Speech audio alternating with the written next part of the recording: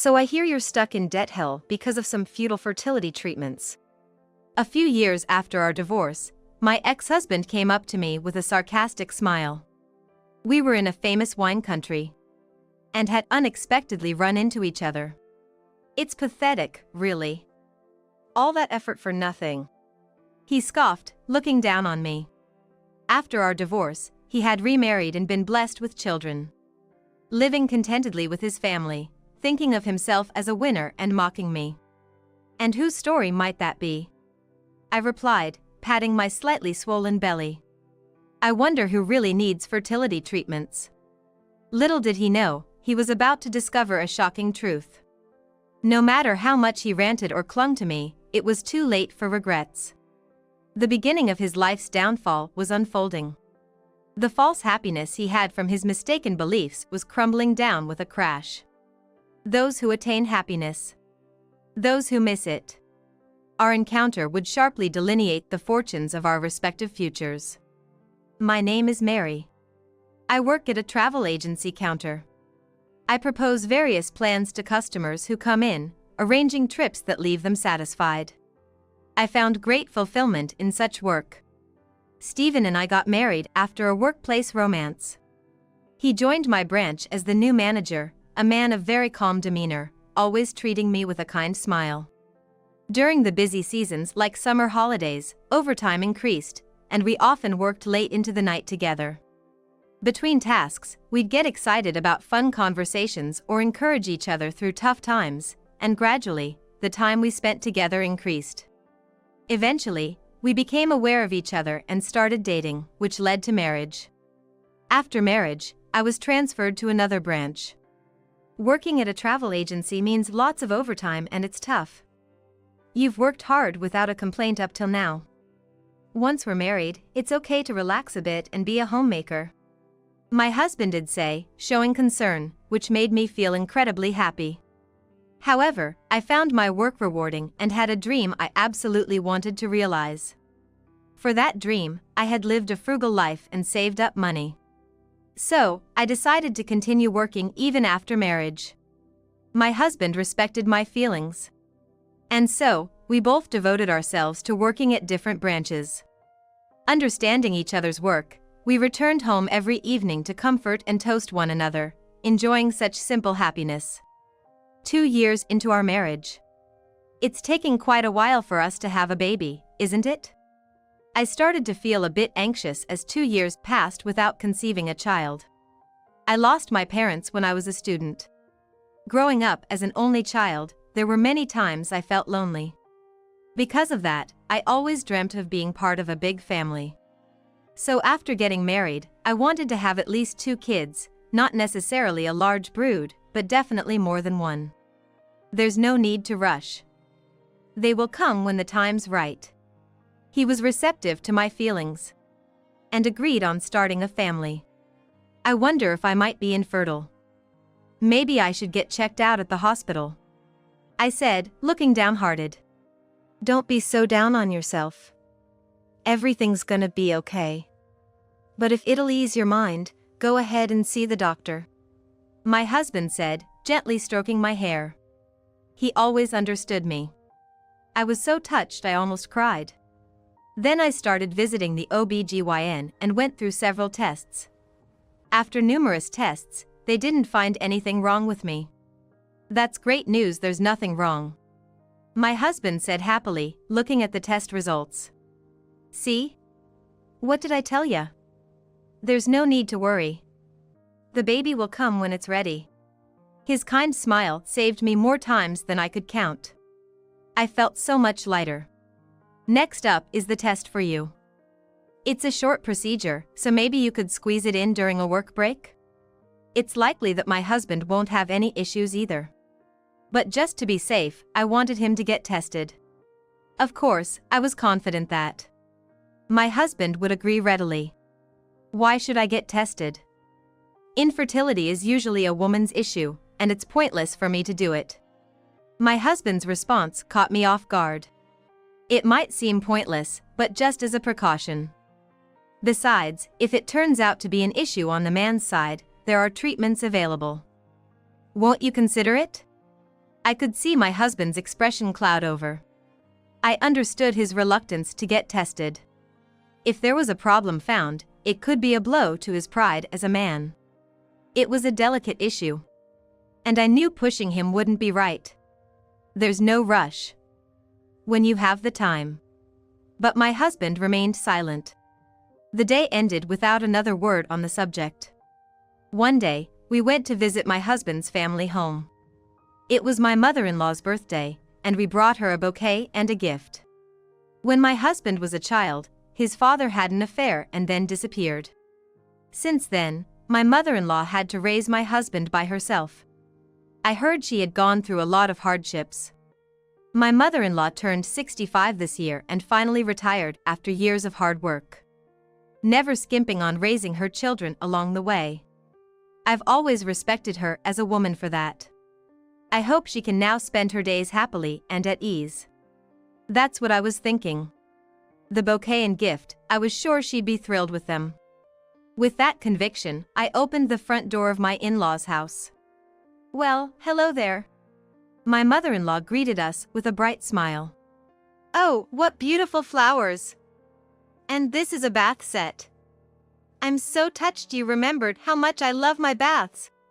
Just as I thought, she was delighted. It should have been a pleasant time for the three of us from there on out. But then, I'm happy about the gifts and flowers, but I'm starting to look forward to seeing a grandchild's face, she said, and the mood changed in an instant. I was at a loss for words and glanced at my husband.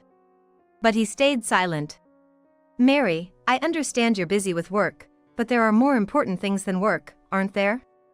You need to face your own health and think about starting a family. There are fertility treatments available nowadays. I have faced my health issues. I've been tested. And there was no problem found. I want to hold a dear grandchild in these arms soon. Mary, I'm waiting, you know. She meant it too. Why is it always assumed that the woman is to blame for infertility? Why is nothing ever said to my husband? Yes. I couldn't bring myself to argue. I was afraid it would cause a rift between my mother-in-law and me. I wished my husband would speak up and explain properly. But he remained silent all along. It felt like the blame for not having children was being put entirely on me. I'm expecting to hear the good news of a baby on the way by my next birthday. Those words weighed heavily on me. Being given a deadline just makes me all the more anxious.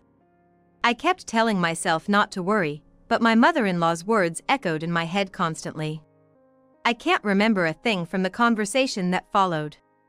As evening fell, we left my in-laws' place. On the way home, my husband and I walked shoulder to shoulder in silence. The setting sun cast our long shadows on the sidewalk. I kept my eyes on those shadows the whole way. My husband's shadow marched straight ahead.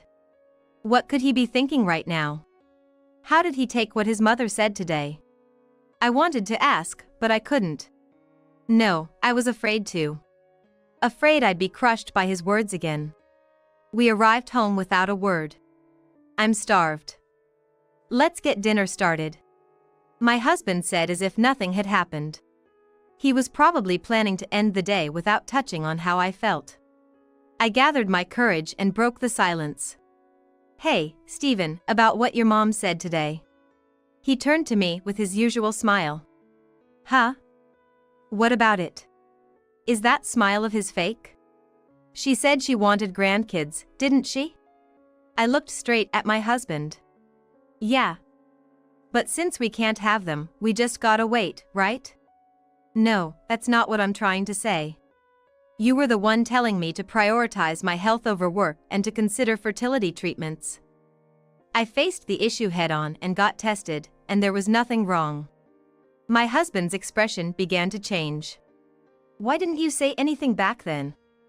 It feels like it's all being blamed on me. But it's not me who's not facing the issue, it's you, isn't it, Stephen?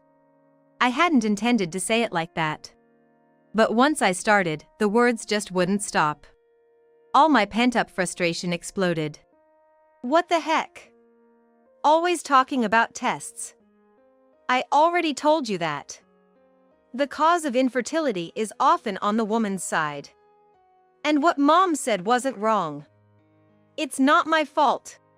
My husband shouted, his face turning red. This wasn't the man I knew. I know it's not your fault, Stephen. It's wrong to blame anyone for infertility. I just want us to move forward. Whether we go through treatment or not, we need to start with the tests. No matter how much we argued, neither of us would accept the other's point of view, and we remained at a stalemate. I can't deal with this anymore. I'm hungry. I'm gonna go get something to eat. With that, my husband left the house. I was left alone in the quiet room. Suddenly, I felt all the strength leave my body, and I slumped down on the sofa. The image of my husband shouting came back to me. Was it my fault? I didn't mean to make my kind husband angry. That wasn't my intention. I just wanted to be understood. I wanted to work together to carve out our future. That's why I wanted the tests.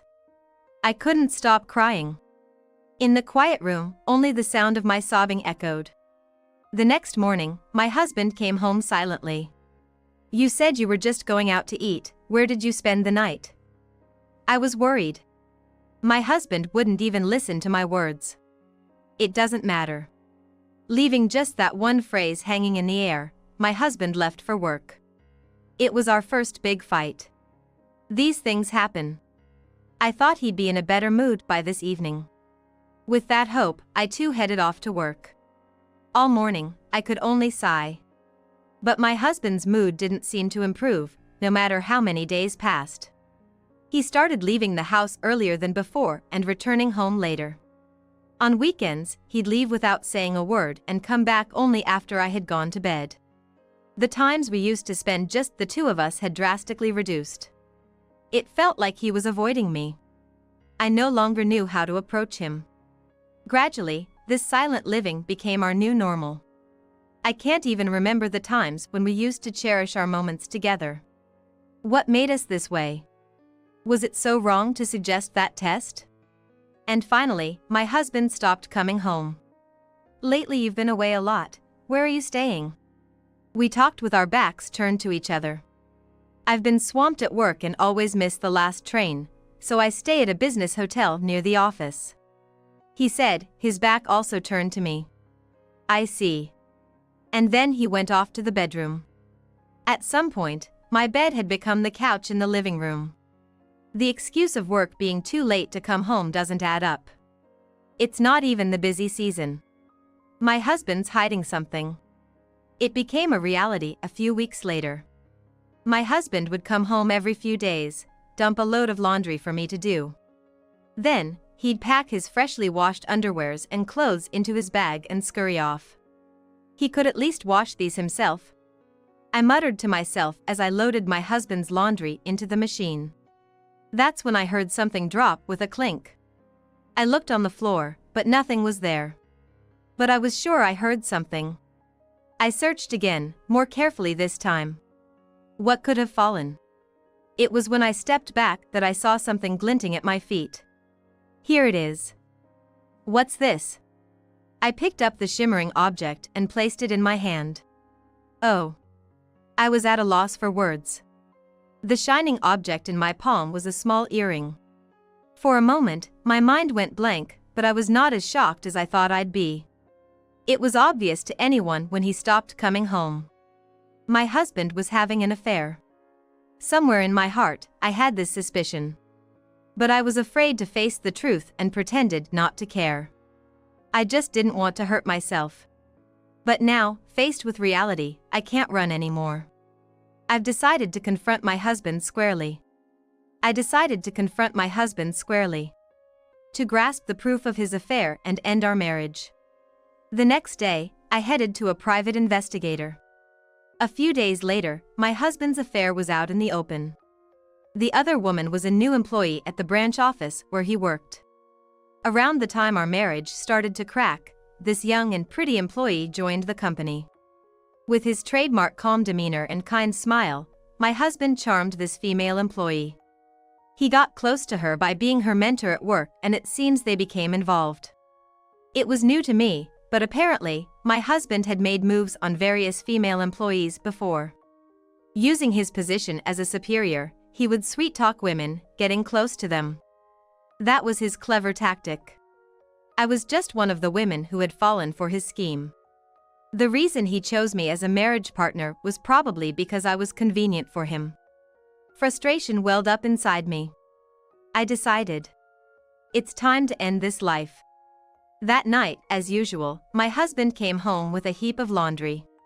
"You might as well have her do your laundry at her place instead of coming all the way home," I said to his back. He stopped and turned around. "What are you talking about?" "I told you, it's work." Then he looked at me with a cold stare. "Is this what work is to you? What exactly are you teaching this female employee after hours?" I shoved several photos in front of my husband. The photos showed the two of them leaving the workplace and entering the apartment where the female employee lived alone. "What's this?" My husband seemed unable to hide his surprise. "Don't play dumb with me. I've dug up everything. And these earrings, weren't they the ones she was looking for? They were caught on your shirt." He froze as he looked at the earrings resting on my palm. "I never thought you were such a womanizer. Let's just end this. Now you can date her openly." With that, I handed him the divorce papers. A tense silence filled the air. He stared at the divorce papers, shock written all over his face. Then, suddenly, he burst into laughter. "What's this? Sour grapes? Are you jealous because we can't have kids? If you've got time to take pictures like these, why not focus on getting treatment so you can get pregnant?" He had the audacity to say that. Who's really full of sour grapes here? I struggled to contain my rising anger. "Divorce? That suits me fine. She's pregnant. I've been wanting to cut ties with you ASAP. I'm only thinking about my new family now." To top off his affair, he got her pregnant. What a reckless man. I was at a loss for words. And so, we got divorced. It was an anticlimactic end. He took only the bare essentials and left.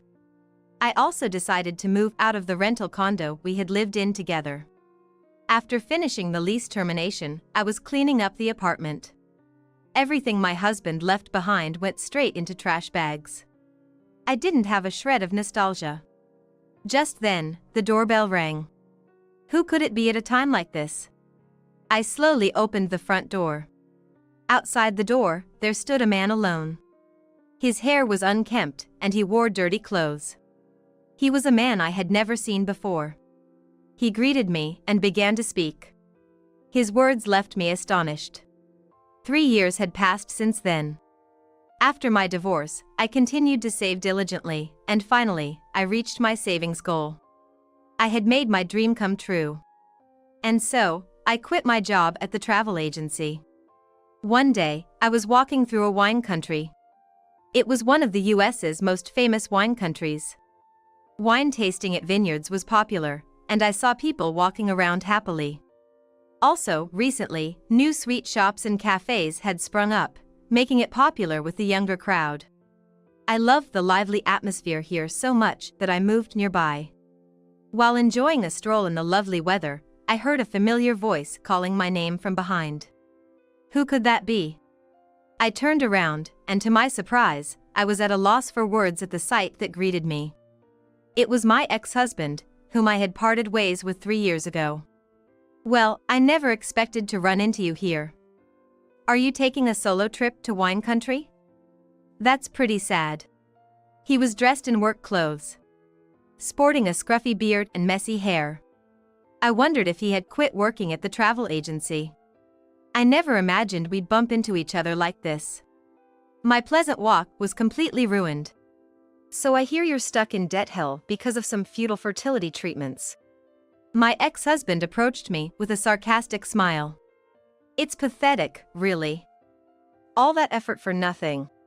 He scoffed, looking down on me. My ex-husband probably wanted to flaunt how he's happily living with a new baby from his second marriage. Thinking he's on the winning side and mocking me. And whose story might that be? I shot him a cold glare. I got the scoop from the landlord of that rental place we used to live in. Sounds like you're in debt.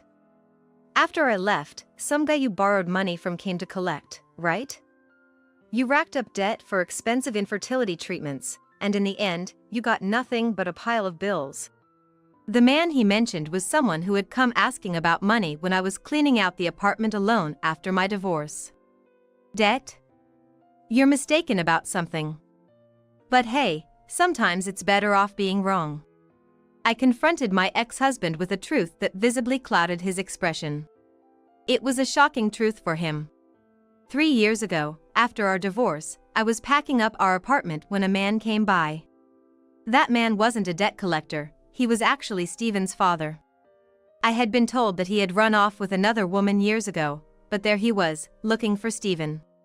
It seemed he had heard from someone where Stephen's married life was taking place. But by that time, we were already divorced and had cancelled the lease on the apartment. Consequently, our names had been removed from the doorplate and mailbox, so his father didn't know Stephen's apartment number and asked the landlord who lived on the first floor. The father mentioned only Stephen's last name and said he wanted to meet Stephen because he had lent money. Frightened by the thought of a debt collector, the landlord contacted me right away.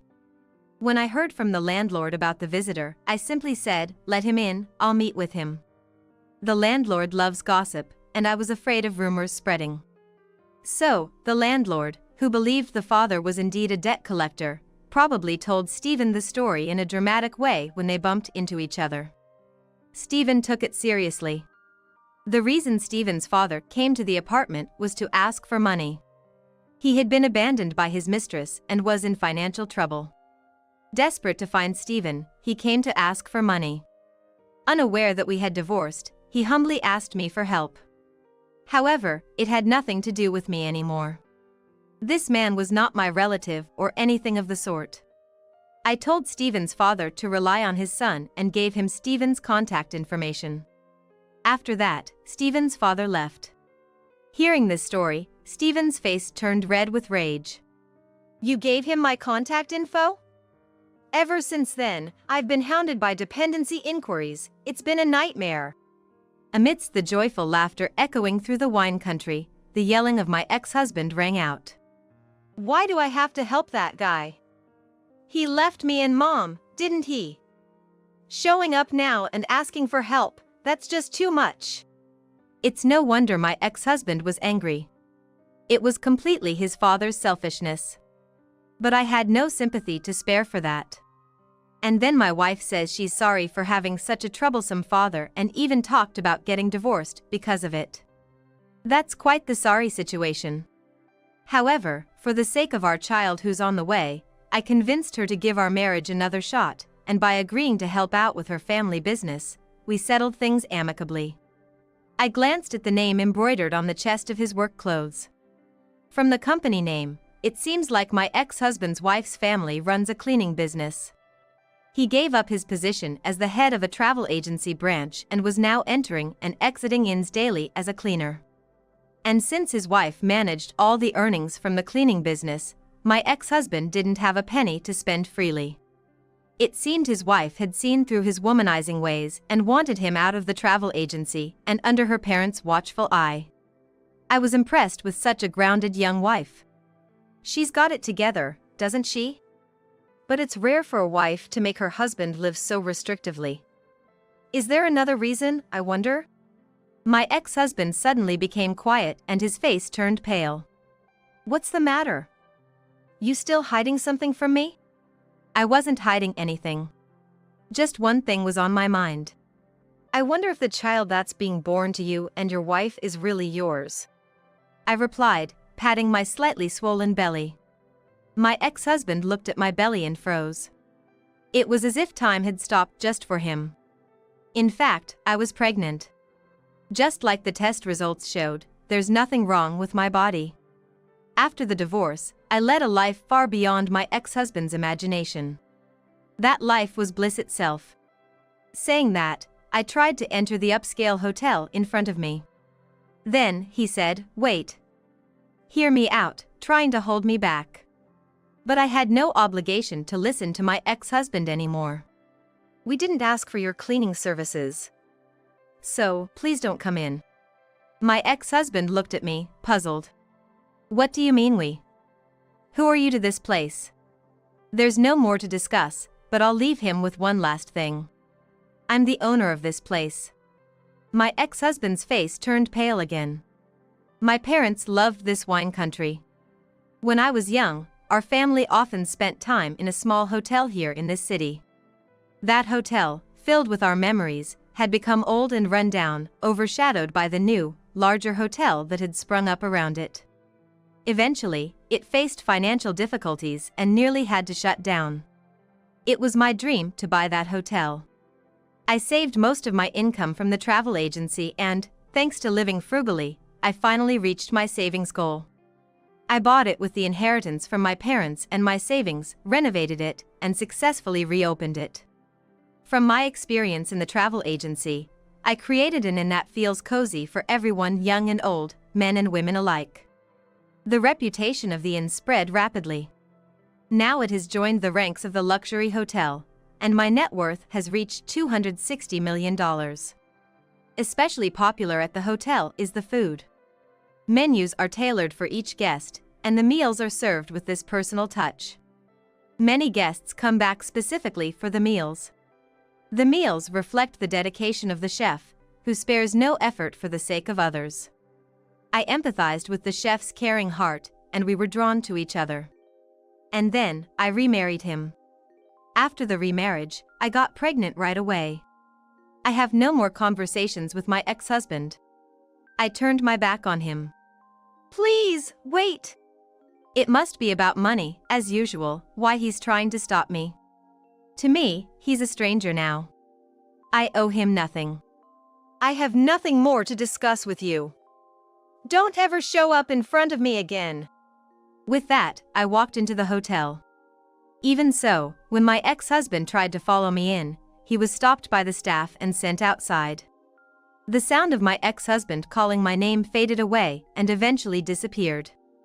Our unexpected reunion turned out to be a crossroads for each of our futures. A few weeks later, I received a letter addressed to me. I was shocked to see the sender. It was from my ex-husband. Everything with my ex-husband was supposed to be over. Wondering what he could possibly want now, I opened the envelope with a bit of nervousness. The handwriting, packed tightly on a single sheet of paper, had distinctive quirks. It was unmistakably written by my ex-husband. The letter contained astonishing news. Here's what it said. Following our reunion, Stephen, suspecting that the reason for our infertility might lie with him, asked his wife if he was indeed the father of their child. Of course, the wife insisted it was his, but Stephen had long felt that the child was too different from him. After pressing his wife over and over, she finally confessed. The child he thought was his was actually the son of another man his wife had dated during her college days. After graduating from college and starting work at a travel agency, she quickly caught my ex-husband's fancy, and they began a sexual relationship. However, it was just a fling for her. Her real love was a boyfriend she had met during her student days.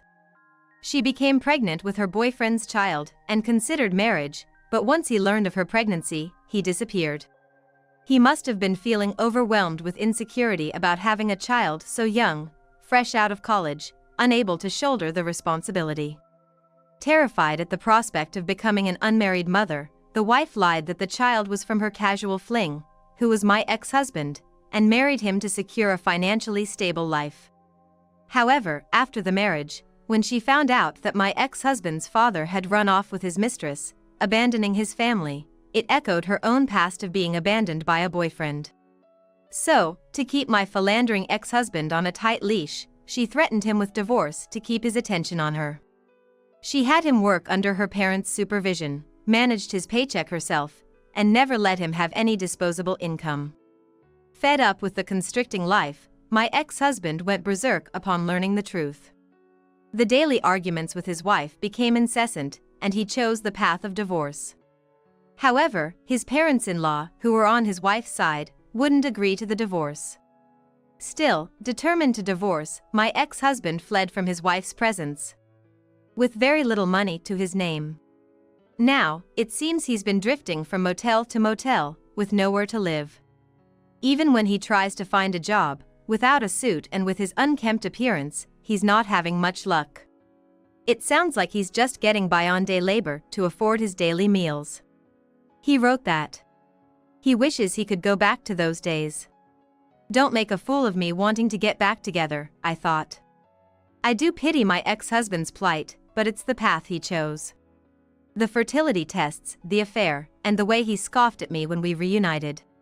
He was always selfish, never considering my feelings. I'm not who I was back then. I have a bright future ahead, creating a family with my new husband and our baby on the way. I told him through a lawyer that if he ever shows up or tries to contact me, I will file for a restraining order. Then I tore up his letter. I'm due to give birth next month. The joy of meeting my baby is there, but I can't hide my anxiety about giving birth for the first time. However, my kind husband encourages me every day, always caring for my well-being, and on his days off, he helps with the housework. Because he's by my side, I know everything will be okay. Today's his day off. We'll walk through wine country, soaking in the changing seasons, and then we'll take a long, deep breath in the park. It's our favorite walking route. Oh! The baby just kicked! I exclaimed. My husband quickly placed his hand on my belly and began to softly speak to our baby. This happiness isn't guaranteed. That's why it's so precious.